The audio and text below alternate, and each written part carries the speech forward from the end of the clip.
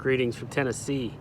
We are blessed to have good friends who live outside of Nashville and have a lake home and jet skis, and we get a little bit of vacation over here on the 4th of July weekend. It's been a tough summer. I think it's been no harder on us than it has been millions of people around the country. You know, my film got delayed, and that has still been delayed, and that's been a roller coaster of emotions as I've had to process that. I've had to let it go, then I get excited about restarting, then have to let it go again. It's hard not to ascribe an unhealthy amount of identity and a level of success and, you know, career building that each new project is. It's hard not to ascribe that to it. I'm working on trying to ascribe, you know, my own identity and sense of success on things that are much more familial, much more eternal, much more spiritual, and just try to be grateful to get to do the things I want to do. So I'm working through that like everybody else. It was my 16th wedding anniversary, and we were rewatching our wedding video, and I was watching the prayer that my grandmother prayed over my wife and I.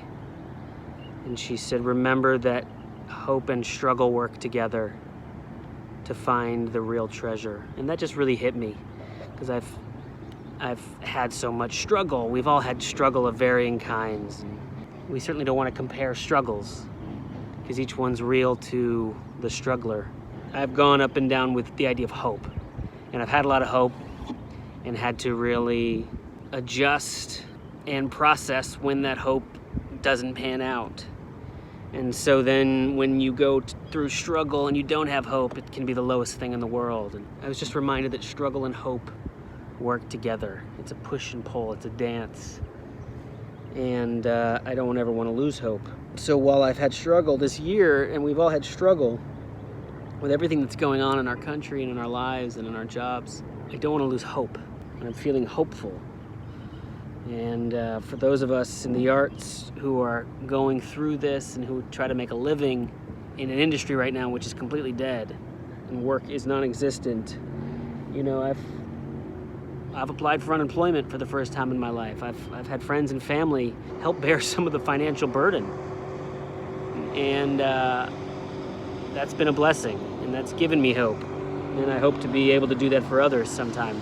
But for those of us who can stick out this time, there's something about 2020 and COVID that it's really wiping out aspiring artists left and right. And the people with the fallback plans are going to the fallback plans, or the people who are trying are looking for outs. I just talked to a filmmaker the other day who's been a working director, directed several high-profile feature films, and it's a struggle. You know, he's had to drive Lyft and Uber, and he said, frankly, you know what, if there was a way out, I would take it. You know, like an opportunity, whether it's teaching or something, because it's just, everyone's got their breaking point. And if you're struggling, it is hard. And if I had a fallback, I would have fallen back on it. Part of my problem was just also to say part of my strength is that I don't have a fallback. I just have to suffer through the hard part of trying to make it. For those of you who can stick it out, you just went from 20th place in line up to like 3rd because of how many people it's going to break, and it's going to clear the decks, clear the field. And I was just watching the David Mamet Masterclass, which is highly recommended. And he said the best advice you could tell anyone trying to make it as an artist, as a filmmaker, actor, writer, whatever you want to do, the best advice you could tell them is don't do it. Don't do it. Because the ones who will listen to that were never going to make it.